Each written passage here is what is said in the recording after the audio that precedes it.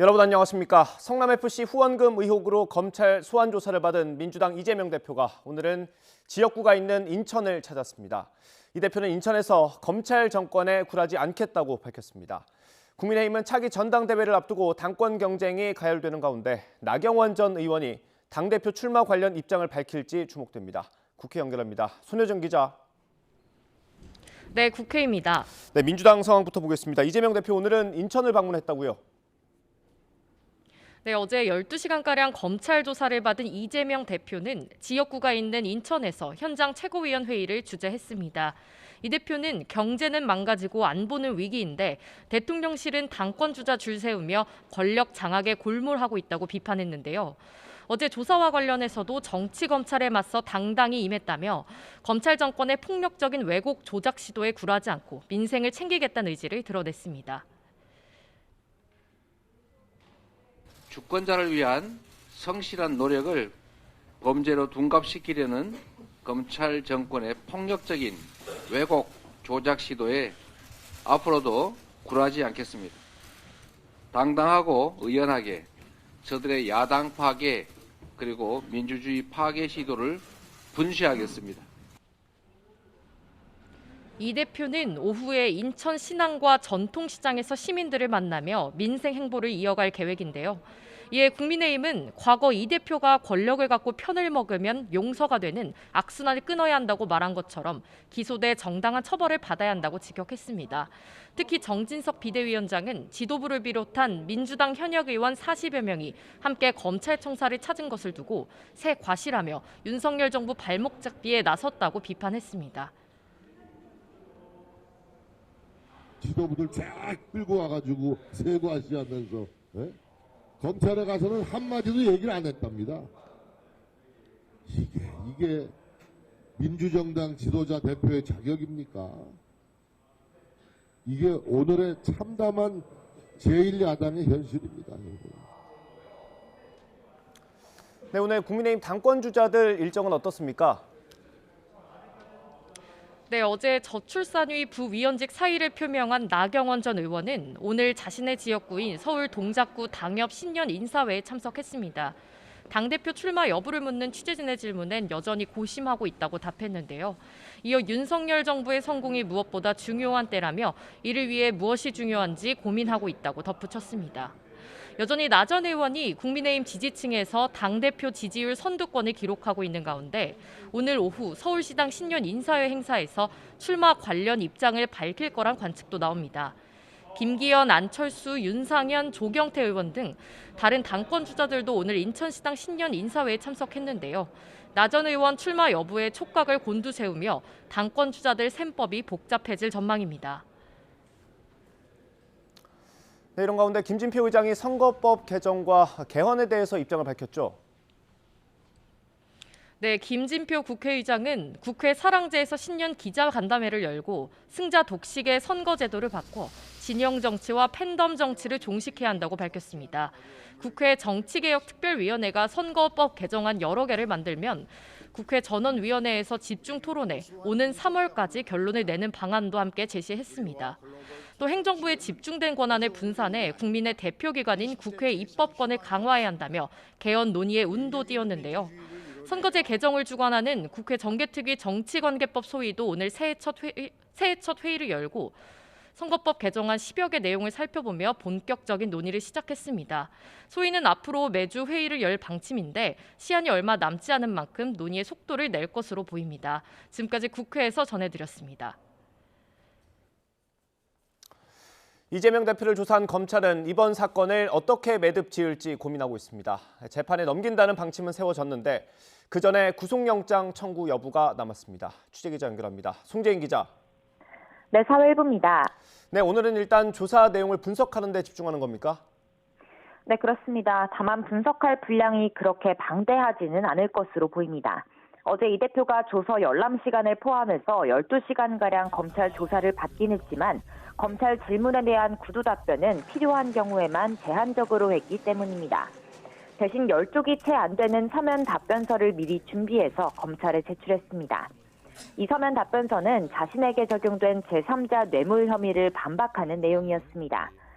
성남시장으로서 지역경제 활성화를 위해 관내 기업들의 부지 용도를 변경해줬던 행정결정과 기업들이 광고 효과를 노리고 성남FC와 광고 계약을 맺은 건 별개의 결정이었다는 게 핵심입니다.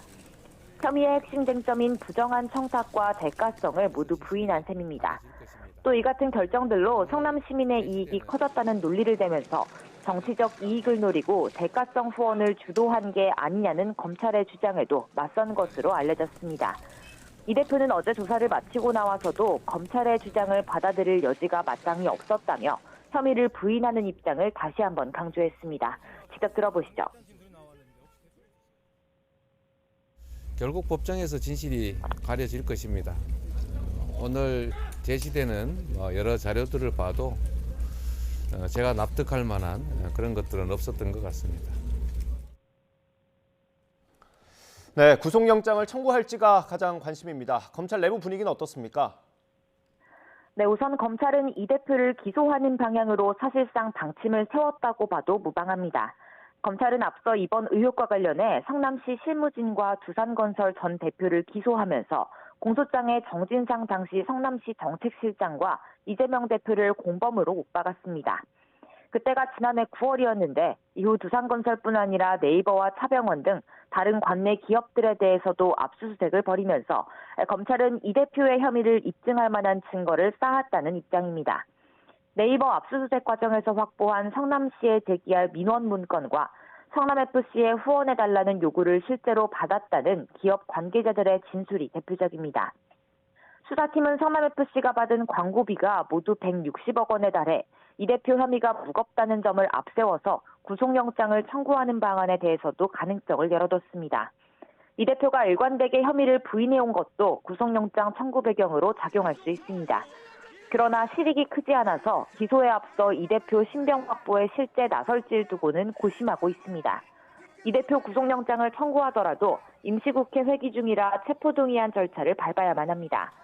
다수당인 민주당이 부결시킬 가능성이 큰데 이렇게 되는 경우 검찰은 이 대표 신병 확보에 실제로는 실패하는 건 물론이고 수사를 향한 비판이 더욱 커지는 부담을 지게 될 수도 있습니다. 검찰 안팎에서는 불구속 기소든 구속 기소든 이번 달 안에는 성남FC 수사 결론이 나오지 않겠냐는 전망이 나오고 있습니다. 지금까지 사회 일부에서 YTN 송재인입니다. 쌍방울그룹의 비리 의혹이 불거지자 해외로 도피했던 전 현직 회장이 태국에서 모두 검거됐습니다. 검찰은 신속하게 송환할 방침이라고 했지만 두 사람이 소송을 낼 가능성도 있어서 언제 국내에 들어올지는 미지수입니다. 한동호 기자의 보도입니다. 김성태 전 쌍방울그룹 회장이 붙잡힌 건 태국 빠툼타니에 있는 골프장입니다.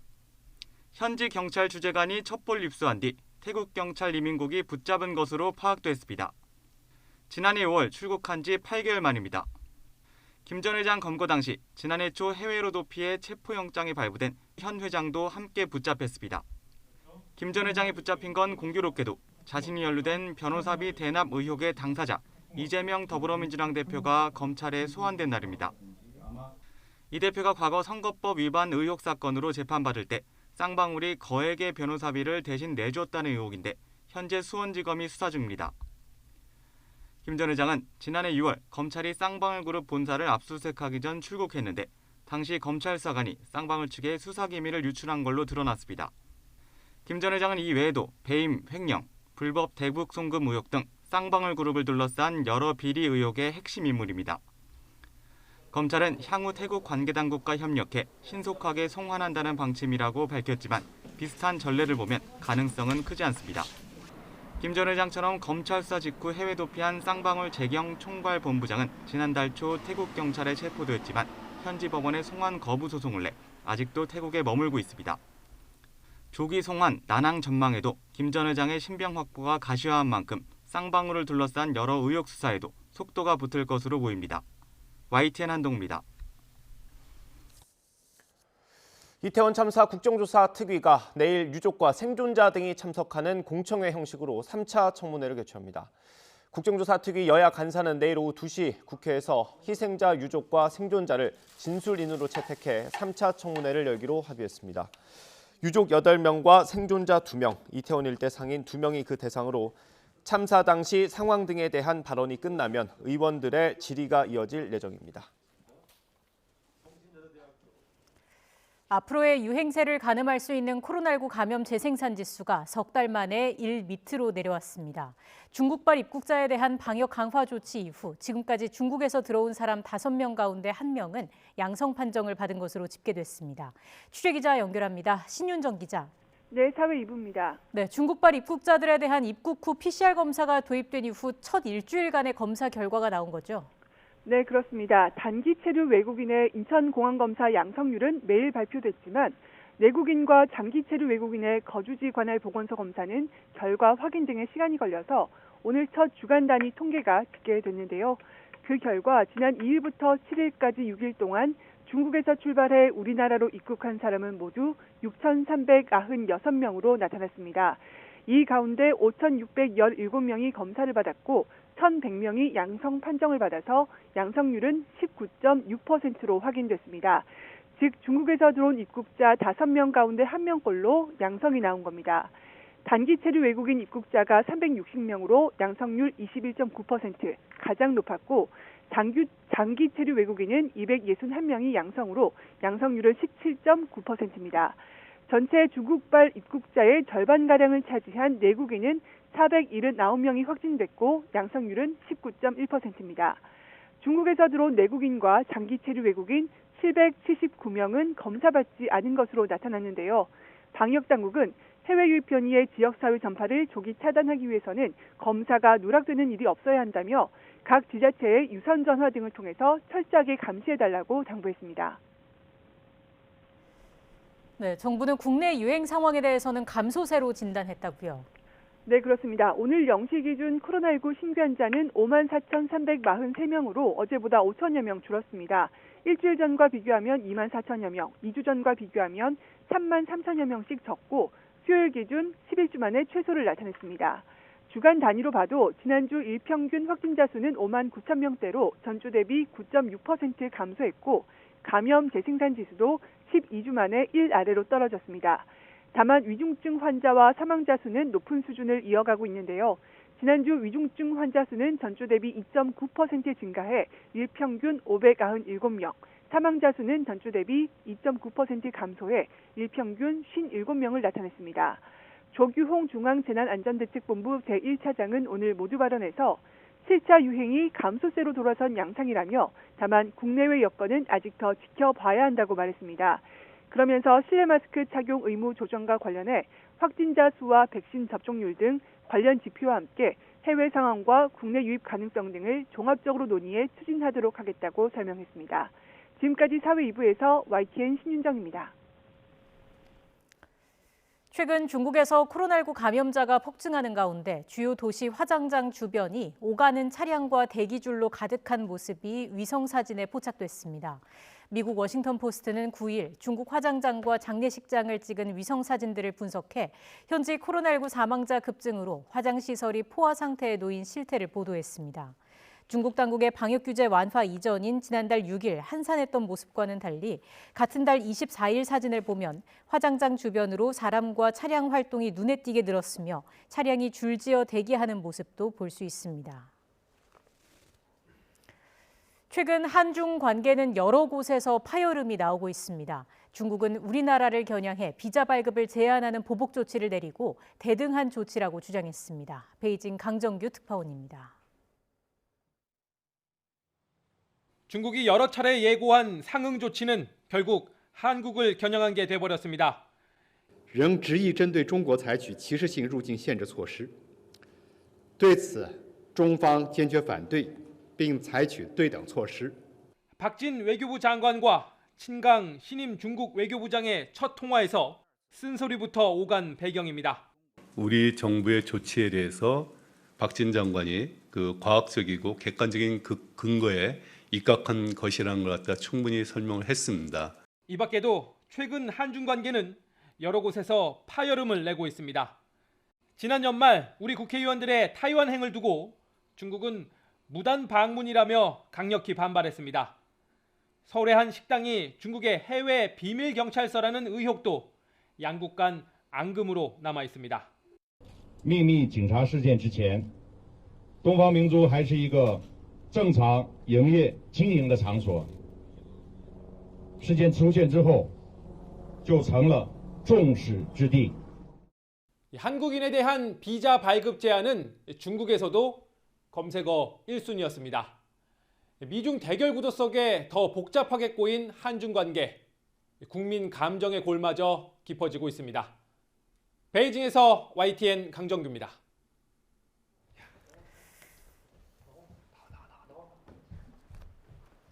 우리나라와 일본을 대상으로 한 중국 정부의 단기 비자 발급 중단 조치와 관련해 유엔이 비판적 뜻을 밝혔습니다.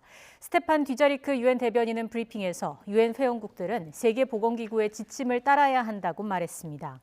듀자리크 대변인은 여행객 심사 등 모든 결정은 과학적 근거에 기반을 둬야 한다고 강조했습니다. 듀자리크 대변인의 이 같은 언급은 중국이 우리나라와 일본을 대상으로 한 단기 비자 발급 중단이 단순한 보복 성격임을 간접 비판한 것으로 풀이됩니다. 하야시 요시마사 일본 외무성 장관이 중국 정부가 일본 국민에 대한 비자 발급을 중단한 데 대해 강한 유감을 밝혔습니다. 아르헨티나를 방문 중인 하야시 장관은 중국 측의 비자 중단 조치에 대해 외교 경로를 통해 항의하고 조기 철폐를 요구했다고 말했습니다. 중국은 일본 정부가 중국에서 오는 입국자에 대해 음성증명서 제출을 의무화하고 공항에서 PCR 검사를 받도록 하자 어제 일본 국민에 대한 중국행 일반 비자 발급을 중단했습니다. 질병관리청은 올겨울 인플루엔자 유행세가 계속 증가하고 있다며 어린이와 임산부는 이른 시일 안에 예방접종에 참여해달라고 거듭 권고했습니다. 질병청은 지난해 12월 마지막 주 외래 환자 1000명당 독감 의심 환자가 60.7명으로 직전 주보다 10% 증가했다고 밝혔습니다. 이번 겨울 유행 기준인 1000명당 4.9명의 12배가 넘는 수준입니다. 특히 7세에서 12세가 154.6명, 13세에서 18세도 133.7명으로 어린이와 청소년 환자가 많이 발생하고 있습니다.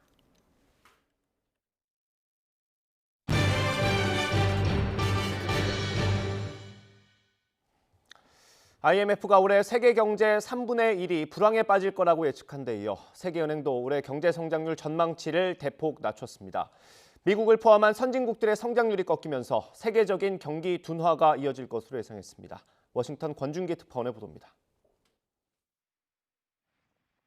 세계은행이 지난해 6월 내놨던 세계 경제 성장률 전망치를 거의 반토막으로 하향 조정했습니다.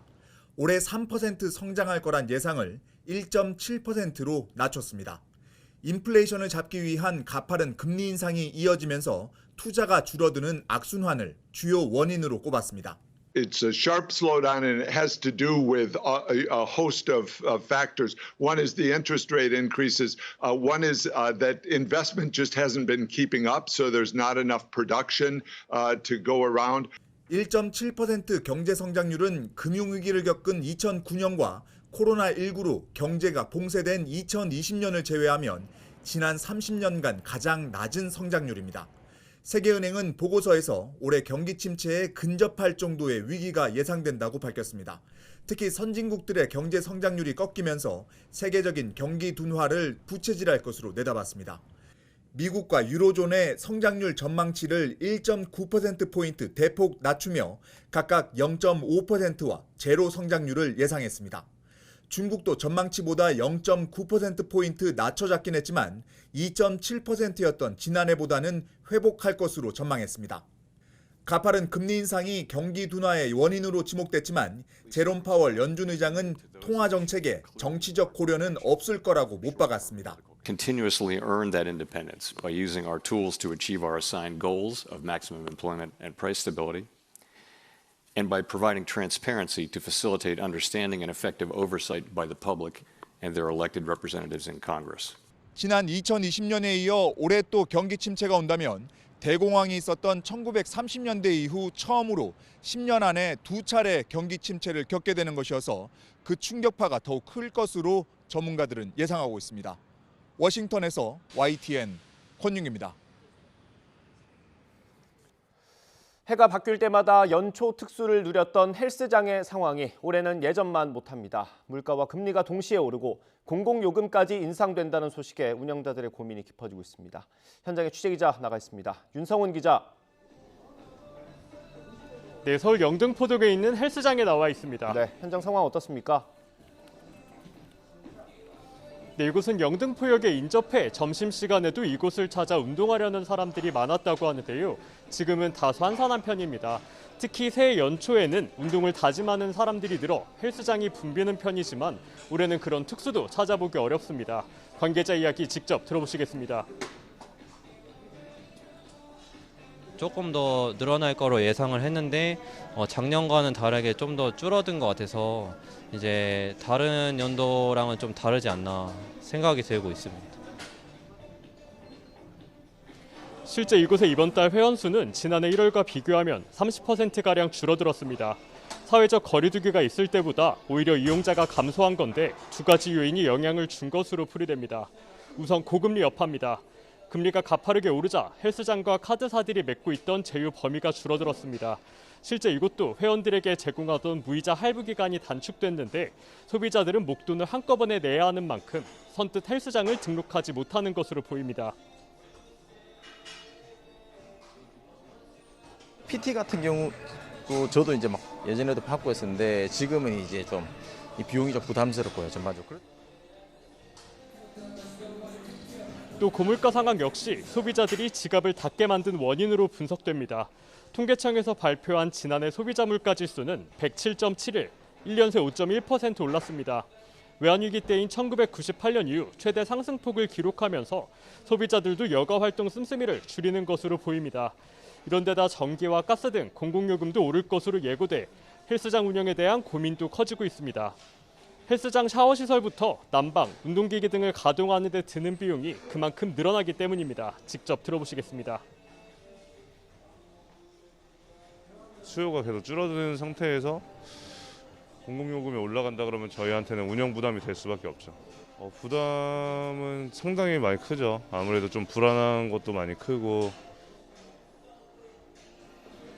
고물가와 고금리, 공공요금 인상까지 더해지면서 1월에는 전국의 헬스장이 잘 된다는 말도 옛말이 됐습니다. 지금까지 서울 영등포동에 있는 헬스장에서 YTN 윤성훈입니다. 시중은행에 이어 제2금융권인 저축은행도 예금 금리를 하향 조정하는 걸로 나타났습니다.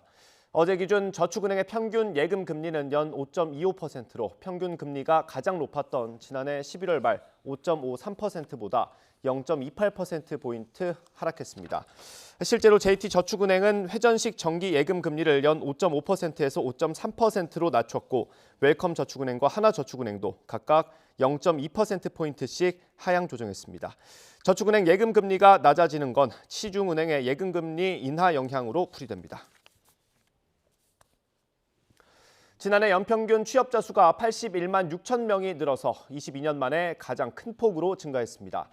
통계청이 발표한 연간 고용 동향에 따르면 지난해 취업자 수는 2,808만 9천 명으로 전년보다 81만 6천 명이 늘었습니다. 이는 2000년 88만 2천 명 증가 이후 22년 만에 최대 폭으로 늘어난 규모입니다. 광주에서 신축 공사 중이던 아파트가 무너져 6명이 숨진 사고가 난 지 오늘로 딱 1년이 됐습니다. 오늘 오후 2시부터는 참사 현장에서 희생자 가족의 추모식이 열릴 예정입니다. 현장에 나가 있는 취재기자 연결합니다. 나현우 기자. 네, 1년 전 붕괴 사고가 일어났던 광주 신축 아파트 현장에 나와 있습니다. 네, 오늘 오후부터 이제 추모식이 열릴 예정이라고 하는데 현장 분위기는 어떻습니까?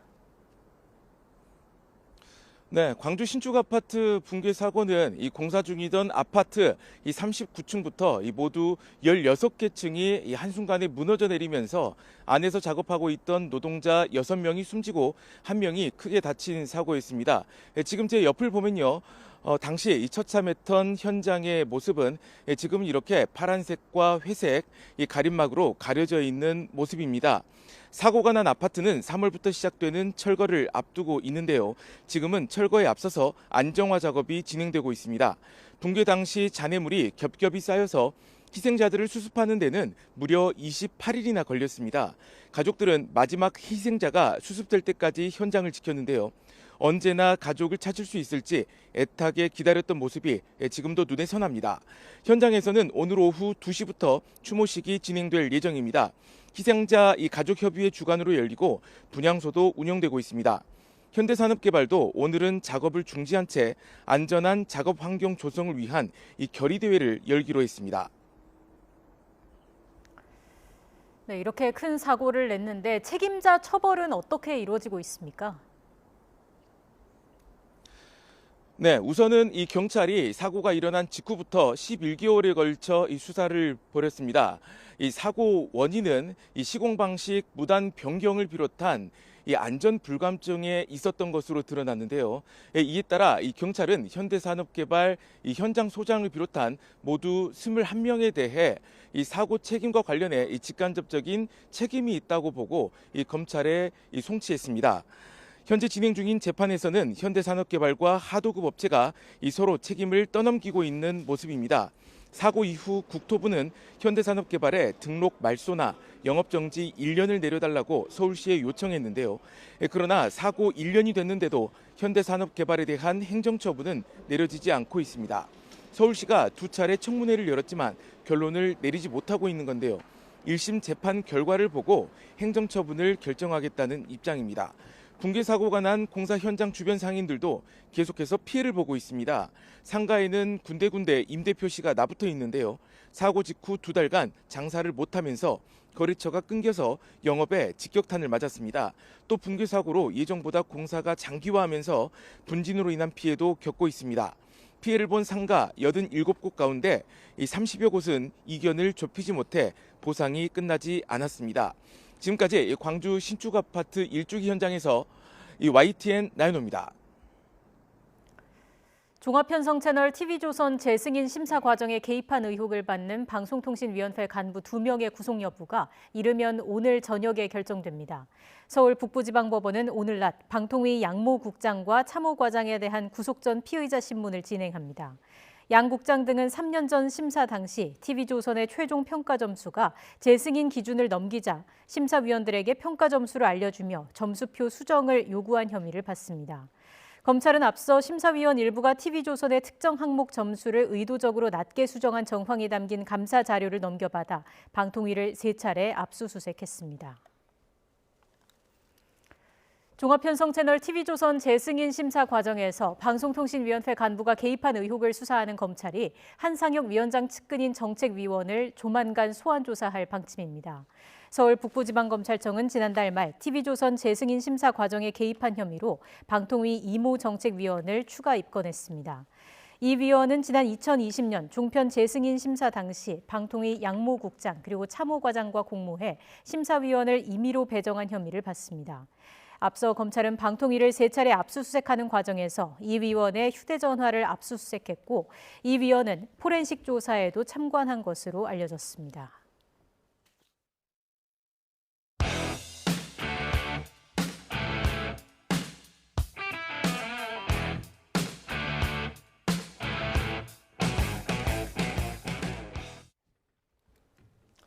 오늘의 정치권 이슈 짚어보겠습니다. 장성철 공론센터 소장, 복기왕 전 청와대 정무비서관과 함께합니다. 어서 오십시오. 안녕하십니까.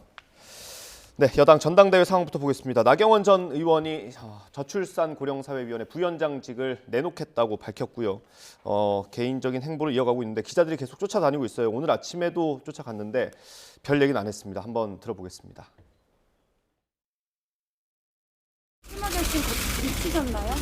대한민국이 앞으로 더 나은 대한민국이 되기 위해서 무엇이 좋은 선택인지 또 우리 국민의 힘의 미래에 무엇이 좋은지에 대한 깊은 고민을 하고 있고요. 또 특히 거기서 가장 중요한 것은 지금 윤석열 정부의 성공이 무엇보다도 중요한 때라고 생각을 합니다. 윤석열 정부의 성공을 위해서 무엇이 중요한지 고민하고 있습니다. 위원장님 혹시 사표는 수리가 되셨는지 궁금합니다. 아직 공식적인 통보를 못 받았고요. 저는 어떤 자리에도 연연해 하지 않습니다. 불출마는 없다라는 보도가 나왔는데요. 아직 출마와 불출마에 대한 고심 중이라는 말씀을 다시 한번 드리겠습니다. 보신 건 오늘 아침 상황이고요. 어제 저녁에도 똑같은 얘기를 했습니다. 궁금합니다. 어떻게 결정할까요? 저렇게 말씀하시면 저희 같은 사람은 정말 힘들어요. 계속 이제 앵커분들께서 출마하냐 불출마하냐 어떻게 될 것 같냐 물어보셔가지고 저도 다양하게 취재를 했거든요. 네. 측근한테도 통화해보고 아니면 조금 한 단계 떨어져서 도와주는 분한테도 통화를 해봤는데 가까운 분들은 결국에는 출마할 것이다 라는 얘기를 많이 하고 또한 상대 진영 있잖아요. 네. 김기현 의원 측이나 다른 쪽에 계신 분들은 결국에는 못 출마할 거예요 라고 얘기를 하더라고요. 그래서 출마냐 불출마냐라는 것에 대해서 저희가 섣불리 예단하기는 어렵고 자 이제 예를 들면 오늘 4시에 기자회견 합니다 라고 딱 하잖아요. 그럼 기자회견 들어가기 직전인 3시 50분에도 원고대로 안 하고 그냥 자기가 새롭게 결심한 내용을 기자회견장에서 얘기할 수가 있어요. 그 정도로 정치인들의 기자회견과 결심은 그냥 바로 직전에도 바뀔 수가 있다라고 말씀드려서 저희가 섣불리 예측하기는 어렵지만 이후에 이제 쭉 말씀드릴 텐데 여러 가지 변수와 상황들에 대해서 좀 설명을 해드리도록 하겠습니다. 네, 또 기대가 되고요. 일단 어떻게 좀 예상을 하고 계세요? 지금 직을 던졌지 않습니까? 사의 표명한 것은 사실상 사표를 낸 건데 이제 행정 처리가 마무리가 덜 된 것이죠. 그런데 지금 이 대목에서 본인이 대표로 언급되는 것 자체가 대통령에게 부담을 준 거기 때문에 직을 내려놓겠습니다. 라고 하는 것은 좀 말이 안 되잖아요. 그러니까 직을 갖고 있으면서 그 대표 출마 행보를 갖는 것이 부담이 되니 대통령에게도 부담이 되니 내려놓겠습니다라는 말이 정확한 거죠. 그러니까 솔직히 말해서 약간 뭐 궁금증을 유발시키고 좀 아는 게 더 피우고 하시는 것 같은데 제가 볼 때는 지금은 출마의 행보를 걷고 있는 중이다 하면서 최대한 많이 관심을 좀 끌어모아서 본인에게 스포트라이트가 집중되게끔 한 이후에 공식적인 이제 출마를 선언하지 않을까 싶고요. 만약 지금 이 대목에서 나경원 전 의원이 그만둔다라고 하면 정치적인 미래가 없어요. 아유 결국은 윤심 무서워서 그만두는구나 라고 평가를 받을 텐데 그러면 어떻게 그 여당의 지도자의 한 사람으로서 평가를 받겠습니까? 그렇기 때문에 지금은 사실 물러나고 싶어도 물러나기 어려운 상황까지도 간 것 아닌가 싶고 이제 개인으로 볼 때는 조금 애매하기도 하죠. 이기면 뭐 많은 것을 얻겠지만 만약 진다라고 하면 윤심을 어떤 어긴 정치인으로서 당내 입지가 더 줄어들 수 있으니 그런 부분에 대한 우려는 될 것입니다만 그래도 저는 출마의 길을 선택한다라는 쪽에 무게를 좀 둡니다.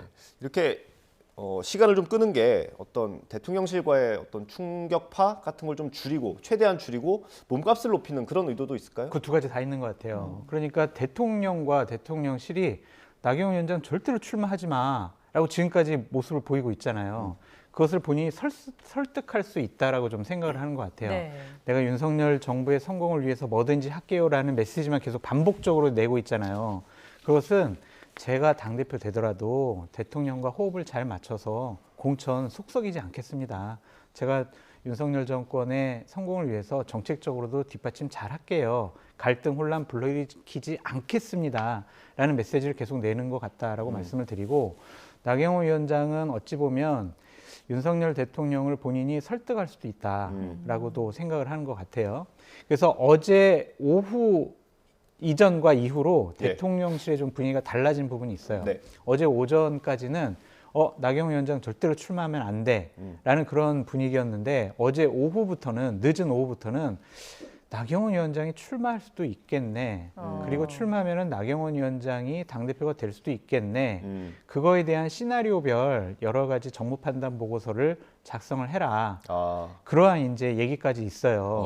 그렇기 때문에 나경원 의원에 대한 대통령실의 강한 불출마 압박은 약간은 좀 잦아든 거는 맞습니다. 설득을 할 수 있다는 거는 출마해라라는 쪽으로 얘기를 듣기를 원한다는 거죠. 그렇죠. 그러니까 대통령이 나경원 왜 출마하려고 그러지? 왜 그동안 내가 그렇게 사인과 시그널을 줬는데 여러 가지 직책도 줬는데 왜 출마하려고 그래? 이거 욕심 많은 사람 아니야? 이러한 지금 분위기잖아요. 그것을 이제 설득을 할 수 있다. 그래서 대통령이 그래 나경원 부위원장 출마해. 이런 정도 수준은 아니더라도 그래 뭐 본인의 선택에 따라서 어쩔 수가 없지. 이런 소극적 동의를 받고 싶어 한다. 그러한 설득 정도는 가능하다라고 생각하는 것 같습니다. 설 연휴 전까지. 그렇습니다. 근데 저는 좀 이런 상황이 너무 좀 심하다는 생각을 해요. 이준석 전 대표가 이제 그만두는 과정, 이것도 보면 쫓아내기였다라는 평가가 당 안팎의 평가가 거의 비슷한 거 아니겠습니까? 네.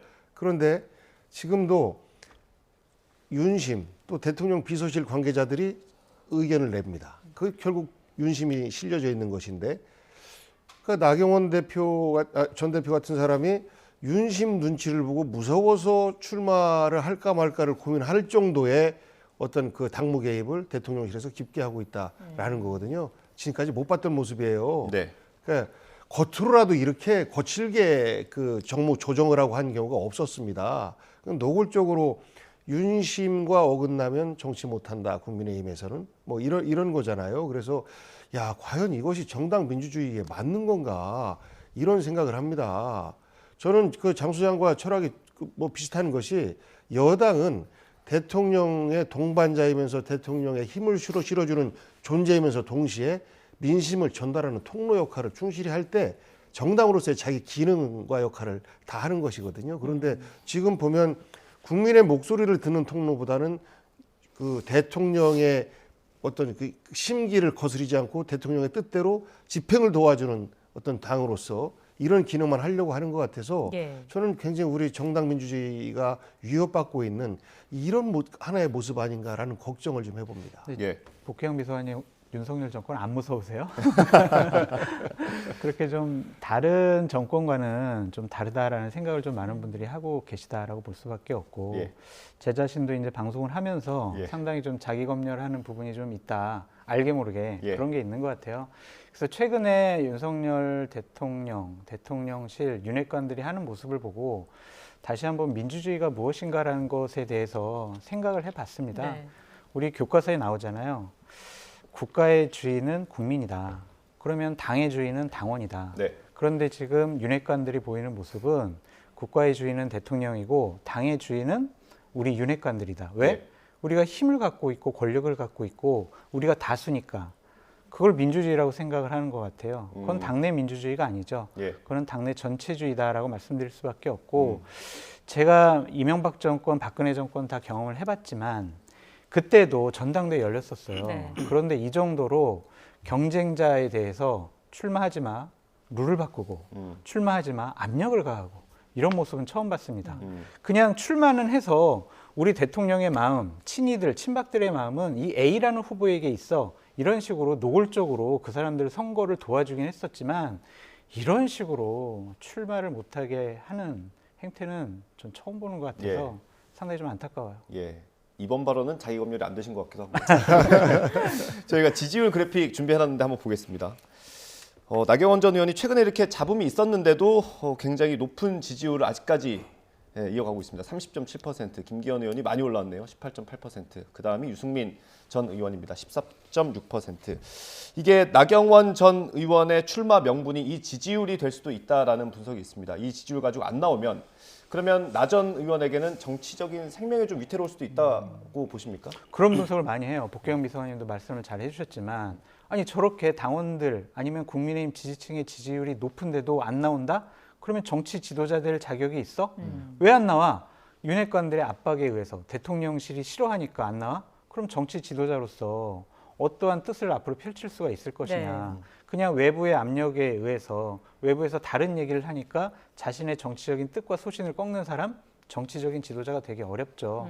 그렇기 때문에 저렇게 국민의힘 지지층에서 지지율이 높게 나온다는 것 자체가 나경원 의원이 이번에 내가 나가면 정말 당대표가 될 수 있겠네라고 생각할 거예요. 그렇게 해서 내가 윤핵관들과도 잘 지내고 대통령의 성공을 위해서 모든 것을 다 바치겠다라는 생각을 갖게 된다면 출마할 수밖에 없는 상황으로 몰릴 것 같다라고 생각이 듭니다. 그럼 안 나온다면 얻을 수 있는 거는? 안 나온다면은요, 우리 영화에서 많이 보는 거죠. 뭐 살려는 드릴게 이런 걸 수 있을 거예요. 그래서 2024년 총선을 앞두고 공천을 받고 뭐 나가서 당선되고 되지 않고는 민심에 달려 있는 건데, 일단은 윤핵관들이 적으로 생각 안 할 것 같아요. 지금 어제까지 나온 보도를 보면 윤핵관들의 일부가 익명 인터뷰를 통해서 나경원 의원 나가기만 해봐. 이준석, 유승민처럼 우리가 대우할 거야. 배척하고 배제하겠다는 거죠. 그것까지는 안 하고 그냥 좋아. 우리 식구처럼 그냥 우리가 이뻐하는 식구는 아니지만 우리 식구처럼 대해줄게. 그 정도 수준의 대우를 받지 않을까 싶어요. 예. 지금 이런 과정에서 입장을 명확하게 밝히지 않는 과정 속에서 대통령실과 어떤 나경원 전 의원이 어떤 조율, 협상을 할 거라는 전망도 있긴 합니다. 뭘 주고받을 수 있습니까? 나경원 전 의원이 받을 수 있는 게 있습니까? 지금부터 정치 일정을 보면요. 내년에 총선, 그다음 2년 후에 지방선거 이후에 바로 그다음에 대선. 네. 이렇게 연결이 되는데 네. 지선 대선과 연결되는 가장 큰 통로가 내년 총선인데요. 본인이 국회에 입성하는 것도 중요하지만 본인과 함께하는 세력들이 얼마나 국회에 입성하느냐. 이것이 굉장히 중요합니다. 그러하기 때문에 현재 이 지지율을 보면 유승민 의원 같은 경우에는 아무래도 반윤의 이미지가 강하니까 당내 지지율이 좀 적게 나오는데 나경원 의원 같은 경우는 그래도 조금 반윤은 아닌 것 같고 비윤인데 그래도 당을 좀 대표할 만한 사람인 것 같고 그러니까 지지율이 좀 나오는 거죠. 예. 그런데 윤석열 대통령 입장에서는 당에서 내년도 총선의 어떤 공천의 입김을 강하게 작용을 하려면 사실상 장제원이라고 하는 실세에 올라탄 어찌 보면 바지사장 같은 김기현 대표가 되는 것이 당을 운영하기에는 가장 편하기 때문에 무리를 해서라도 지금 김기현 당대표를 만들려고 하고 있는데 근데 문제는요. 국민의힘도 당원이 거의 80만이 넘지 않습니까? 네. 본래 당원들이. 거의 여론조사하고 많이 수렴이 돼요. 작년에 우리 민주당 내 대선 경선에서도 네. 다른 후보들이 사실상 대의원을 더 많이 확보하고 있었습니다만 그 대의원들조차도 국민들의 흐름을 따라가더라고요. 그래서 오다가 먹히지 않는 이런 현상들을 볼 수 있었는데 저는 지금도 국민의힘도 그런 현상이 나타날 가능성이 매우 높다. 그렇게 보면 지금 각 주자들 나경원, 유승민, 안철수 이분들은 이번 대선에서 합종 연행을 해가면서까지도 내년도 총선에 대한 지분 확보를 어떻게 할 것이냐가 가장 중요한 관심사일 수 있다라고 생각을 해요. 예. 그런 측면에서 볼 때 이게 이제 결선 투표제라고 하는 큰 변수가 있지 않습니까? 이것까지 염두에 두고 스타트는 하면서 중간에 정리를 할 것인지 혹은 중간에 정리해 가면서 나중에 또 최종 정리까지 할 것인지에 대한 판단들을 지금부터 하는데 그 과정에서의 어떤 그 보이지 않는 약속, 지분 싸움 이런 것들이 진행되지 않을까 싶고요. 여기에서 윤심을 얻지 못하면 당을 운영하는데 아무래도 좀 어려운 측면이 있으니까 나경원 그 대표 같은 경우는 그래도 당내 민주주의니까 누구에게 출마할 자유가 있다. 나경원 대표 자격 있는 분 아니냐 이런 정도만 어떤 메시지로 주어져도 나는 반윤 비윤이 아니라 대통령을 위해서 나온 사람입니다.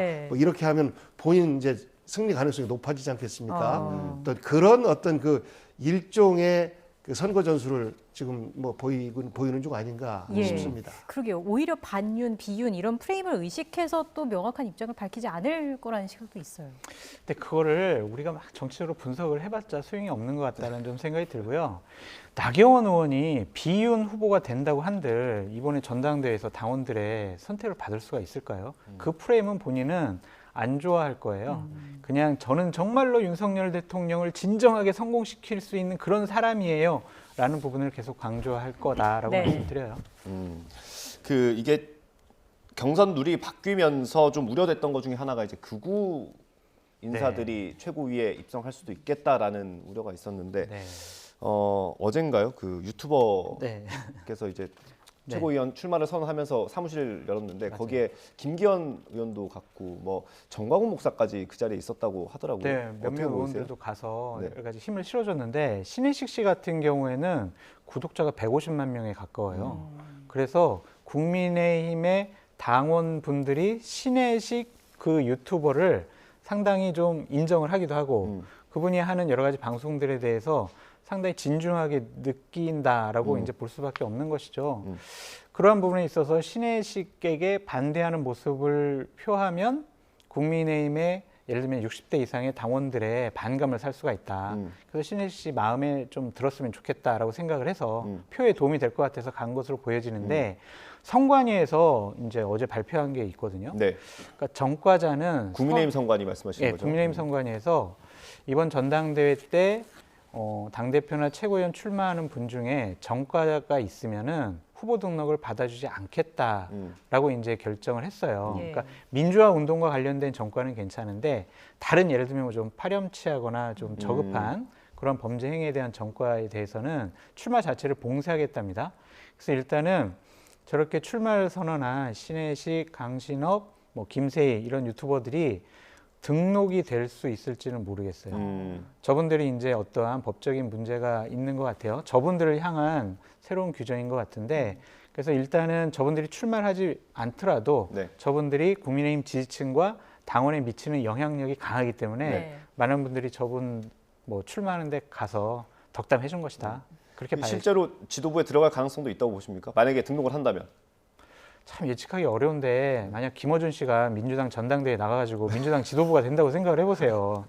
참 이게 어떠한 모습일까. 당원들이 그러한 좀 상식적인 판단은 좀 하고 있지 않을까라는 생각이 듭니다. 생각 한번 해보시겠습니까? 코미디죠. 그리고 좀 부끄러운 거를 좀 알아야죠.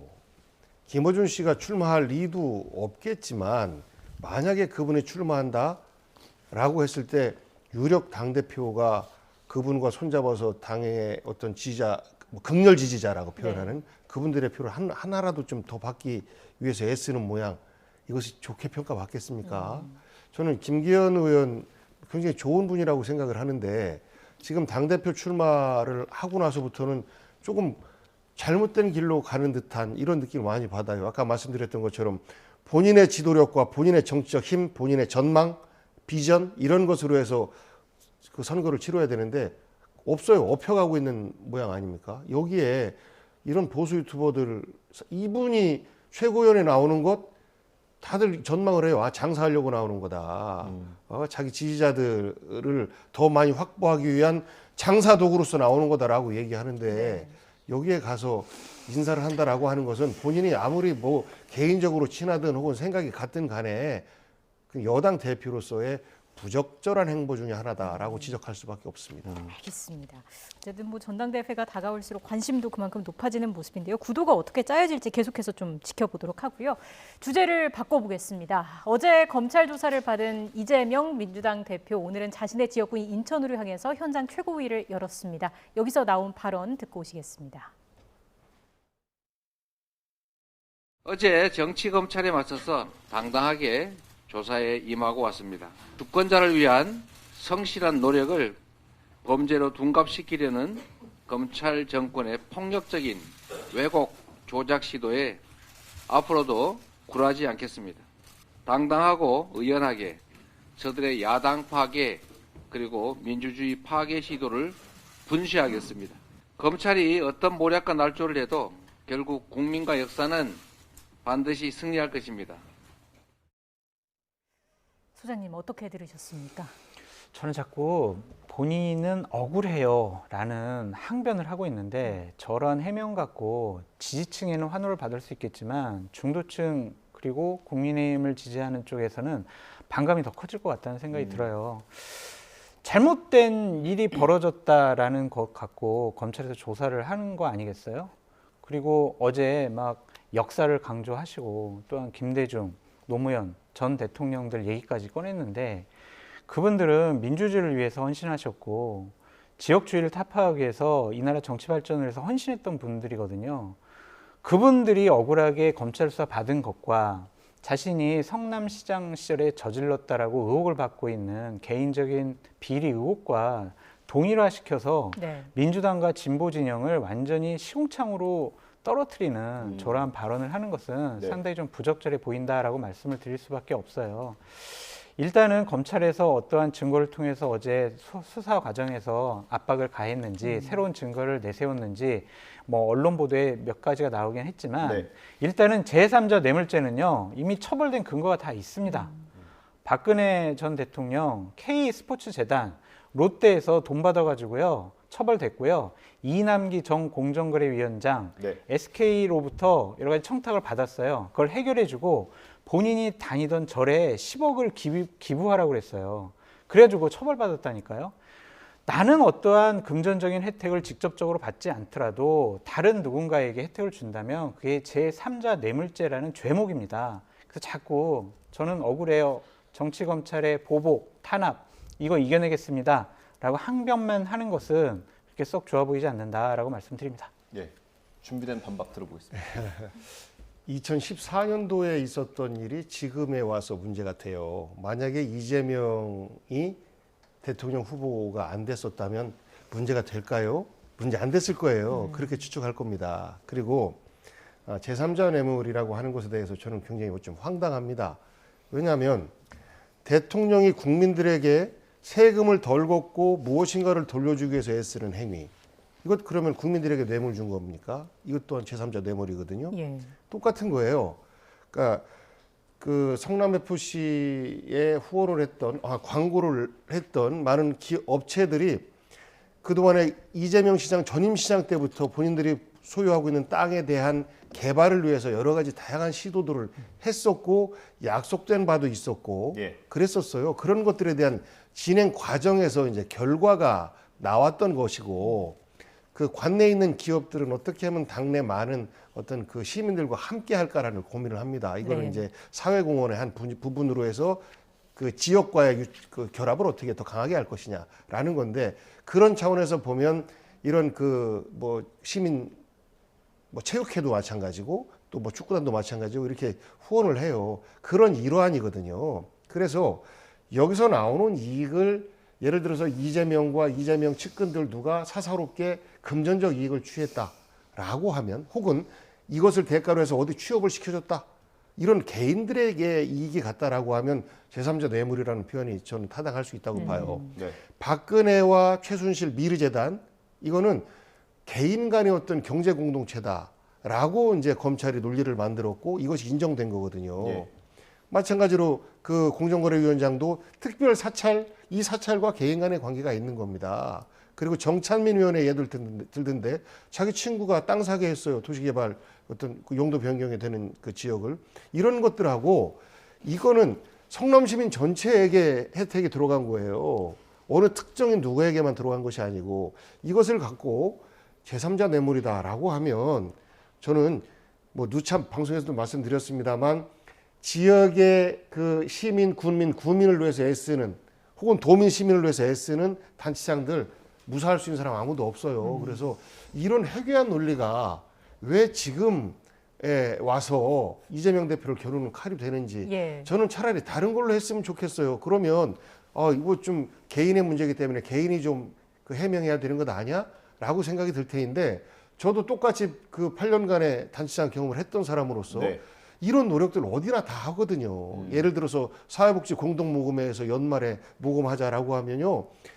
관내 기업들한테 가서 그 후원해달라 어떻게 해달라라고 그 민간 관련단체들이 움직입니다. 적십자나 이런 데서. 그런 행위들까지 다 똑같은 내용들이거든요. 그래서 이걸 갖고 처벌한다라고 하는 것에 대해서 저는 정말 이건 참 납득이 안 갑니다. 그러니까 그런 거 후원 받는 거 정치적인 능력, 행정적인 능력일 수가 있어요. 그냥 내가 성남시장 시절에 두산이나 네이버에 가서 우리 성남FC 좀 도와주세요. 좀 후원 좀 해주세요. 그렇게 후원 받았으면은요, 이거는 죄가 아니라 미담 사례죠. 근데 후원을 해줘. 그러면 너희들의 민원, 용도 변경 해줄게. 이거는 범죄 행위라니까요. 그러니까 복귀영 비서관님도 자꾸 두 개를 섞어서 말씀하시는 부분에 대해서는 제가 유감이다라고 말씀드릴 수밖에 없어요. 예를 들면 이런 거예요. 차병원 용도 변경을 2009년도에 전임 시장이 해줬어요. 네. 그것에 대해서 이재명 당시의 시장이 이거는 특혜다라고 해가지고 2010년도에 그 차병원의 용도 변경을 취소시켜버려요. 그런 다음에 차병원에서 계속해서 로비를 하니까 이재명 당시 성남시장이 좋아요. 그러면은 후원해주면은 내가 용도 변경 원래대로 해줄게. 이래가지고 후원 받고 용도 변경 해줬거든요. 네. 이건 범죄 행위라는 거예요. 자꾸 측근이나 이재명 당시 시장이 아무런 금전적 이득 못 얻었다고 얘기하시지만 정치인에게는요, 금전적인 이득보다 정치적인 평판과 이득이 훨씬 더 중요한 저런 후원의 요인이 될 수가 있어요. 네. 예를 들면 이재명 당시 시장이 성남 1화 인수 당시에 한 언론사랑 인터뷰를 했습니다. 뭐라고 했냐면 난 정치인이다. 당연히 정치적 이득을 고려한다. 이재명이 성남 구단을 잘 운영하는 것을 보니 능력이 있는 사람이구나. 더 큰 역할을 맡겨도 되겠다. 이런 소리 듣는 것이 내가 궁극적으로 노리는 정치적 이득이다라고 공언을 했어요. 인터뷰를 했어요. 이게 뭐예요? 결국에는 나는 더 큰 꿈을 꾸겠다. 경기도지사 나가겠다, 대통령 나가겠다, 이런 정치적 이득을 위해서 이러한 일들이 벌어진 거라니까요. 예. 그래서 대가성 있는 저런 후원은 불법이고 제3자 뇌물죄다라고 판례가 다 나와 있는 것이죠. 알겠습니다. 비서관님, 저희가 1분 남았거든요. 그래서 그 반박 짧게 해주시고 구속영장 청구 가능성 얼마나 보시는지. 하고 싶은데 하기는 어려운 상황이라 검찰이 고민할 겁니다. 지금 검찰이 정치하는 거잖아요. 그리고 말씀하신 그 부분은 갈취와 직권남용이죠. 이 제3자 뇌물하고는 좀 차원이 다른 겁니다. 말씀하신 그런 내용이다라고 하면 저는 이거를 잘 알기 때문에 정말 이해가 안 돼요. 그리고 경험도 있고 정말 이해가 안 되는 대목입니다. 예, 30초 정도 더 하셔도 됩니다. 아, 그렇습니까? 마무리할까요? 적극 행정 하자고 하잖아요. 적극 행정을 근본적으로 봉쇄해 놓고 적극 행정을 하면 잣대에 따라서 이것은 직권남용이 될 수 있고 갈취가 될 수 있고 제3자 뇌물도 될 수 있다라는 시그널을 주는 것이라 우리 행정을 얼어붙게 하는 것이다라는 우려를 좀 표합니다. 네, 저희 담당 PD가 발언 그러니까 기회를 주셨습니다. 진정한 후원이라면요, 경남 FC처럼 해야 돼요. 그냥 후원 받고요, 그냥 경남 FC 그 유니폼에다가 그냥 그 후원해준 업체 이름을 이렇게 적어주는 것, 그게 후원이지 저렇게 대가성 있게 용도 변경해 주는 것은 결국에는 뇌물로 될 수가 있다. 네. 범죄행위다. 그렇게 말씀드려요. 짧게 영장 청구 가능성까지 좀. 무조건 하겠죠. 영장 청구 안 하면서 저렇게 야당 당대표를 소환 조사하지 않았을 것 같다라는 생각이 듭니다. 네, 검찰과 이 대표의 향후 행보 어떨지 또 보겠습니다. 대가라고 하는데요. 그 대가가 사적인 대가냐 공적인 대가냐는 다릅니다. 그리고 그런 부분을 할 때는 제가 전에도 한번 말씀드렸지만 행정 절차적으로 도시계획심의위원회에서 그 사기업이 혜택을 받는 것만큼 비례해서 공공의 기여를 얼마나 하느냐 이런 것들을 동시에 판단하고, 그런 사례는요 서울시의 예도 있고 전국 각지의 예가 다 있어요. 그런데 그런 부분까지 같이 시비를 건다라고 하면 모르겠는데 오로지 이재명 성남시장 건만 문제를 삼고 있기 때문에 이것은 정치 보복이다라고 우리가 주장할 수 있는 겁니다. 그러니까 돈으로 받으면 그게 문제가 되고요. 보통 토지를 이렇게 용도 변경해 줬을 때 기부 체납을 받아요. 한쪽 편을. 그거는 이제 계속 지자체에서 일어나는 일이다라고 말씀드립니다. 알겠습니다. 마무리하겠습니다. 장성철 공론센터 소장, 복기왕 전 청와대 정무비서관이었습니다. 고맙습니다. 고생하셨습니다. 네, 고맙습니다.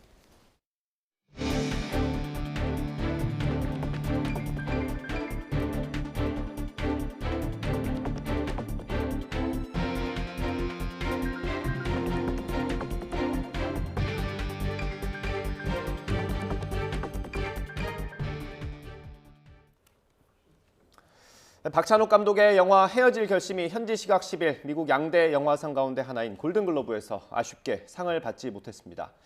헤어질 결심은 캘리포니아주 베버리힐즈 베버리 힐튼 호텔에서 열린 제80회 시상식에서 비영어 작품상 후보에 올랐지만 수상에는 실패했습니다. 헤어질 결심은 골든글로브 수상에는 실패했지만 미국 할리우드 시상식에서 도전을 이어갑니다. 오는 15일에 열리는 크리틱스 초이스 어워즈에서 헤어질 결심은 최우수 외국어 영화 후보에 올랐습니다. 낮 동안 겨울보다는 초봄에 가까운 날씨를 보이겠습니다. 오늘도 계절의 시계가 2달가량을 앞서가겠는데요. 오늘 서울의 한낮 기온은 9도로 예년 기온을 7도나 크게 웃돌겠고요. 특히 지형적인 영향을 받는 동해안 지역은 강릉이 16도까지 오르겠습니다. 다만 온화한 날씨 속에 미세먼지가 좀처럼 해소되지 못하고 있습니다. 오늘 서쪽 지방을 중심으로는 종일 초미세먼지 농도가 나쁨 수준을 유지하겠습니다. 오늘도 하늘 자체는 대체로 맑겠고요. 동해안 지역은 대기가 계속 건조하겠습니다. 오늘 낮 기온은 어제와 비슷하거나 조금 높겠습니다. 서울 9도, 대전 10도, 광주와 대구 13도가 예상됩니다. 내일은 서울 낮 기온이 13도까지 오르며 1월 기준으로 가장 높은 기온을 기록하는 곳도 있겠고요. 내일 밤 제주도와 남해안을 시작으로 일요일까지 전국에 비나 눈이 내리겠습니다. 이후 다음 주에는 날이 다시 추워질 전망입니다. 날씨였습니다. 이어서 뉴스앤이슈 2부가 방송됩니다. 저희는 잠시 뒤에 돌아오겠습니다.